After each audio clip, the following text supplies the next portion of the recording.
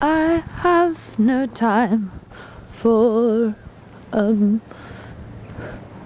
mental breakdown. Life is so short as I relay it to you. My father's living and my father's dead. I have no time. Should I come back to your island? There is a boy filling his lungs with smoke here in Stockholm. I briefly thought I could possibly settle down, that he was as fine as my grandfather ransoming. I had a lovely date that went on for 11 hours, and I feel fine.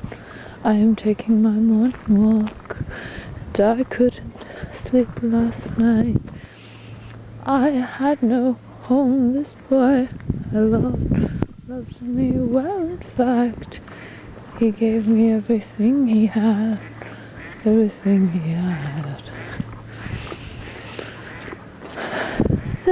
a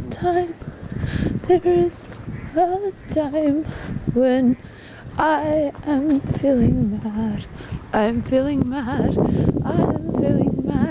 at Investor AB or ABB.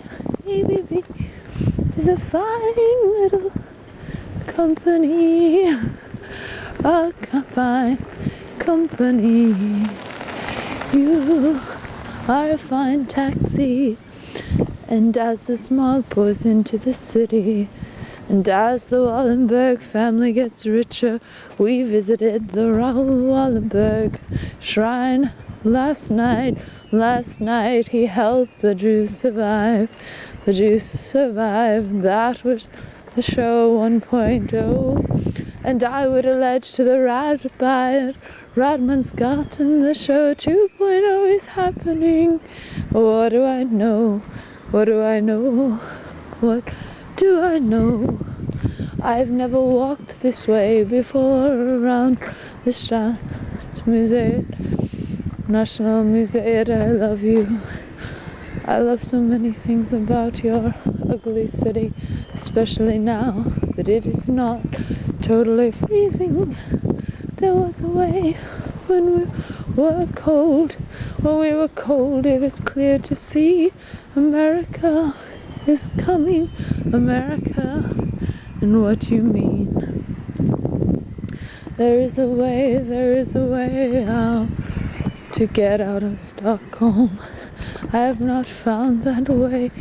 That is an island called Södermalm. Södermalm is a place where played a fantastic musician upon a great stage.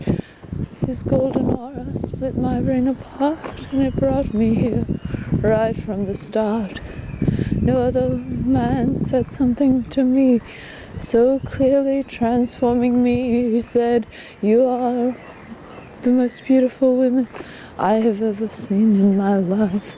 Now, if this was a line, and I think it was a fine line, like a verse from above. It was a poem, and it was a song that had accompaniment all along. The accompaniment said very many things to me about austerity, about the meaninglessness of all things, outside. The past, the ducks serve as accompaniment for this little song of mine. And the boy that I thought I loved was merely a person in time.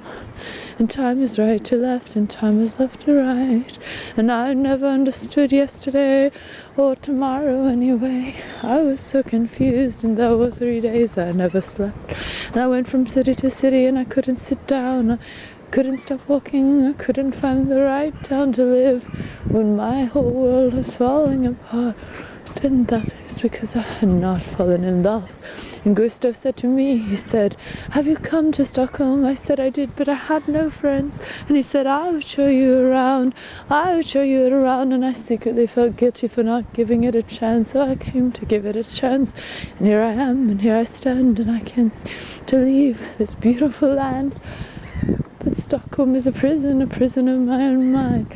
But the prisons were much greater in time where I stood, in time where I stood in the rubble room in Nashville, Tennessee, where they locked me away, told me to obey propaganda. Obey propaganda, that's what they said. And I'm so glad that I'm not dead, or so I might think, as I think of my gran and my grandpa, and how they said, senior living is great today. I hope I don't die today. Senior living is great in the camp, and this is all show 2.0 as it stands. I can see Bradley in prison gear. I can see him in prison next year. I can see Guantanamo suicides. I can feel waterboarding till I die.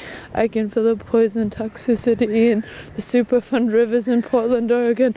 I can taste the smog in Los Angeles, where I've met so many great friends.